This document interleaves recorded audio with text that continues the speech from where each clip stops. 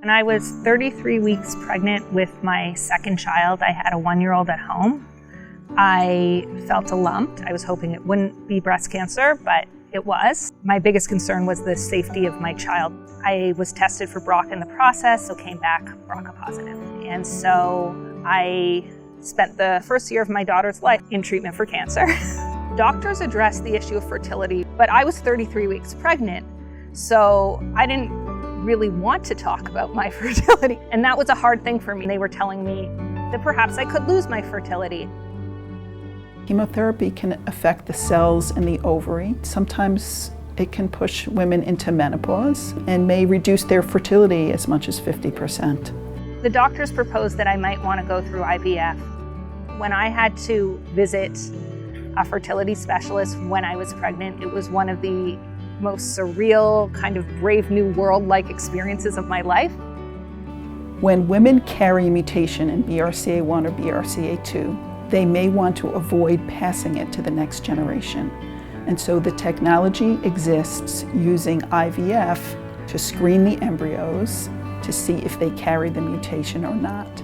And then only the embryos that don't have the mutation are implanted. We ended up deciding to forego IVF. And after I was done treatment, we obviously decided that we would try naturally first. And we're not so concerned about genetic selection.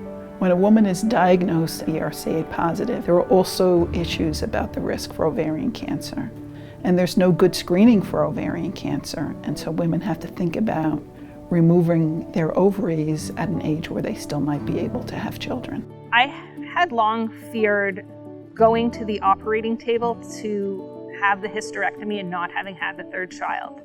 It's very strange to be 37 years old and be in what they call like drastic menopause. I think it's okay to have that grief, even if it's not about whether you're having a child or not. Just losing a body part is always hard. I was always concerned that I would be giving my children BRCA ever since I found out that I was BRCA positive.